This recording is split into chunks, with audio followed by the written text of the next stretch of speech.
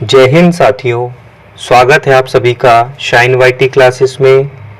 Hindi short hand की practice dictation 80 शब्द प्रति मिनट गति से डिक्टेशन 5 सेकंड में शुरू होगी। स्टार्ट। अध्यक्ष महोदय, जब कुछ वर्ष पूर्व परिषद की बैठक श्रीनगर में हुई तो उस पर उन सांप्रदायिक दंगों की याद मंडरा रही थी जो कुछ ही समय पहले हो चुके थे। इसलिए हमने परिषद के कार्यों के विभिन्न पक्षों की चर्चा की। हमारा प्रयास मुख्यतः संकीर्ण अर्थों में सांप्रदायिकता से यानी सांप्रदायिक हिंसा से निपटने तक सीमित रहा। हम जानते हैं कि समाज में तनावों के कई कारण होते हैं, सांस्कृतिक, आर्थिक और सामाजिक। इन्हें दूर करना होता है। हमें उनको कुरूपता और हिंसा की सीमा तक बढ़ने से रोकना होता है। अल्पसंख्यकों की भलाई की चिंता करते रहना हम सब का विशेष कर्तव्य होना चाहिए।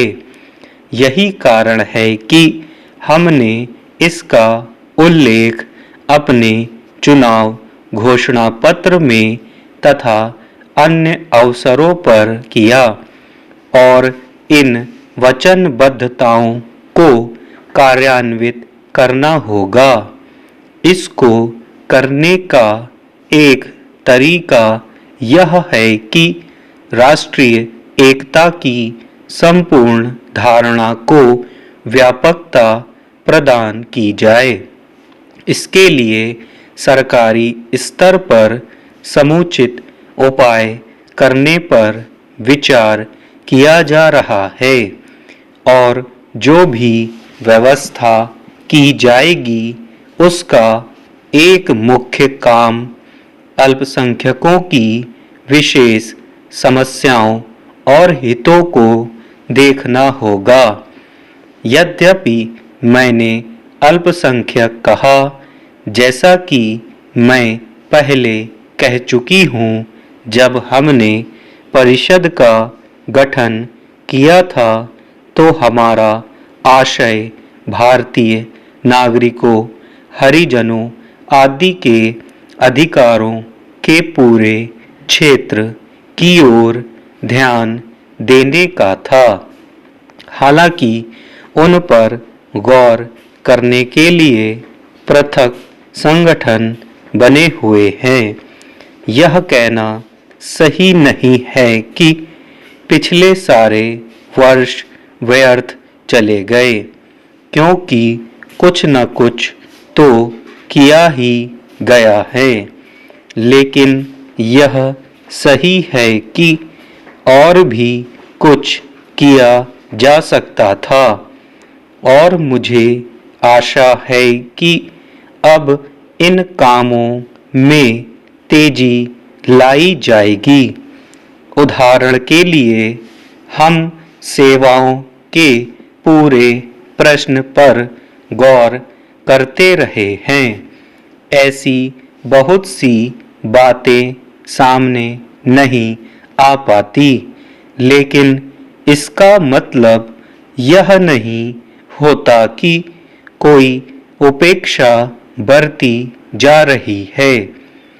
उन पर गौर किया जा रहा है। उन पर राष्ट्रीय एकता परिषद ने विचार नहीं किया था, लेकिन गृह मंत्रालय कर रहा है। मैं सहमत हूँ कि और भी बहुत कुछ किया जा सकता है और किया जाना चाहिए। हम यह करेंगे। इसका एक भाग उर्दू भाषा है। इस विषय में भी मैंने अपने विचार साफ तौर पर बता दिए हैं। इस प्रश्न पर मुख्यमंत्रियों से विचार विमर्श किया है। महोदय, मुझे खेल प्रेमी नगर कोलकाता में नेताजी सुभाष राष्ट्रीय खेल संस्थान के पूर्वी केंद्र के उद्घाटन समारोह के अवसर पर आप लोगों के बीच आकर बड़ी प्रसन्नता हुई है।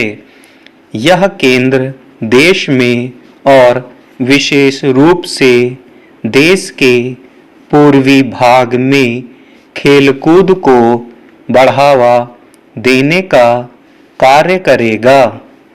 कितनी अच्छी बात है कि हमारे सम्मानित प्यारे नेता स्वर्गीय नेताजी सुभाष के नाम पर इस संस्थान की स्थापना की गई है और उनके जन्मदिन 23 जनवरी को ही इस केंद्र का उद्घाटन किया जा रहा है। नेताजी सुभाष चंद्र बोस ने अपना सारा जीवन देश की स्वतंत्रता के लिए समर्पित कर दिया था। त्याग और बलिदान की उनकी भावना से हम सबको और विशेष रूप से नौजवान पीढ़ी को प्रेरणा मिलती है। नेता ने एक ऐसे मजबूत, संगठित और स्वतंत्र भारत का स्वप्न देखा था जिसके लोग शारीरिक और दिमागी तौर पर तंदुरुस्त हों।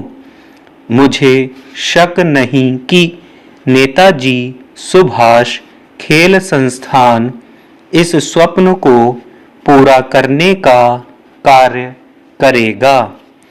नेताजी सुभाष राष्ट्रीय खेल संस्थान की स्थापना 1961 में पटियाला में हुई थी, जिसका पिछले 32 वर्षों में काफी विकास हुआ है।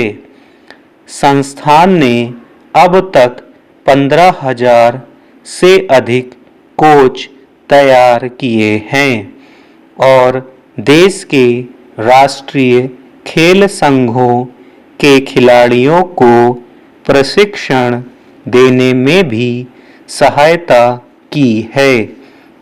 खेलों के मामले में देश के दक्षिणी प्रदेशों की विशेष आवश्यकताओं को पूरा करने के लिए कुछ वर्ष पूर्व इसी दिन बंगलौर में इसके दक्षिणी केंद्र का उद्घाटन किया गया था। मुझे पूरी आशा है कि कोलकाता में पूर्वी केंद्र की स्थापना से खेलों के क्षेत्र में संस्थान राष्ट्र के लिए उपयोगी सेवा कर सकेगा। कुछ वर्ष पूर्व में हमने नई दिल्ली में 9वें एशियाई खेलों का आयोजन किया था।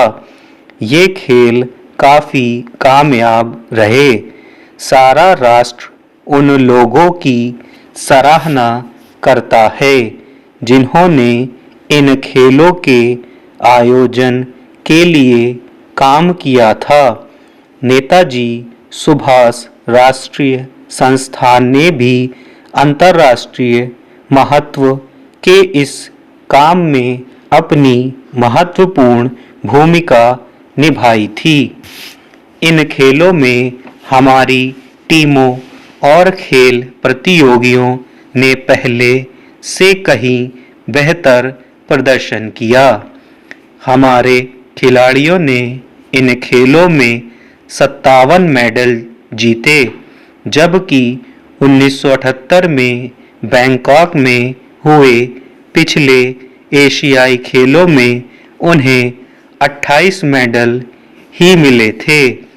इसके लिए खेल विभाग, नेताजी सुभाष राष्ट्रीय खेल संस्थान, राष्ट्रीय खेल संघ तथा भारतीय ओलंपिक संघ बधाई के पात्र हैं। स्टॉप।